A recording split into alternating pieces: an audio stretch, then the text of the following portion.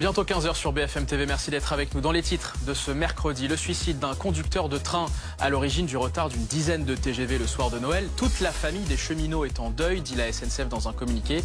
3000 passagers ont été affectés par ces perturbations. Le trafic a repris normalement depuis ce matin. Cette attaque massive de la Russie, plus de 70 missiles et 100 drones tirés vers l'Ukraine. Une attaque inhumaine le jour de Noël pour Volodymyr Zelensky. Côté russe, une frappe ukrainienne a fait 4 morts dans la région de Koursk. La politique, premier déplacement de Gérald Darmanin en tant que nouveau garde des Sceaux. Il se rend à 16 h au tribunal d'Amiens pour rencontrer les magistrats. Les syndicats justement inquiets de la nomination de l'ancien ministre de l'Intérieur à la justice. On suivra cette visite en direct sur BFM TV. Je vous le disais en titre, c'est le suicide d'un conducteur de train qui est à l'origine du blocage de milliers de passagers dans les TGV dans le sud-est.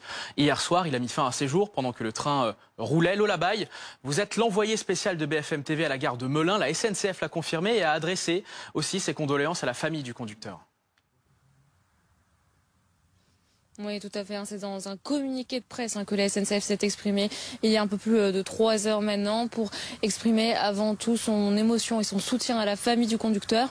Elle confirme dans ce communiqué de presse également que il s'agit bien d'un suicide, que le conducteur du train s'est jeté de la cabine alors que le train roulait. On voulait vous montrer avec Aristide Sana qui est derrière la caméra l'endroit exact où ça s'est produit. C'est ici, aux alentours de cette gare. En fait, c'était en pleine voie. Le train, il allait en direction, c'était Paris vers Lyon, Paris-Saint-Étienne précisément. Et c'est aux alentours de 20 h hier, en plein réveillon, que le drame est survenu. Le conducteur se jette de la cabine. Il enclenche alors un processus d'urgence. En fait, c'est automatisé, ce qui fait que le train s'arrête. Les passagers ne sont pas blessés. Et vient ensuite le temps des investigations.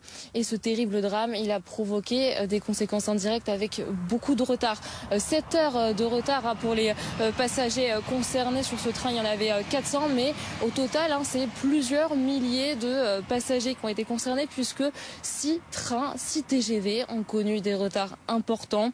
La SNCF indique que les billets seront remboursés à 100%, mais elle voulait avant tout souligner son soutien à la famille du conducteur. Lola Baye avec Aristide Sadna, merci pour ces précisions. Tout à l'heure, Mathias Tesson, journaliste police-justice BFM TV, était avec nous en plateau. Il est revenu sur l'enquête qui est en cours pour déterminer les circonstances de ce drame.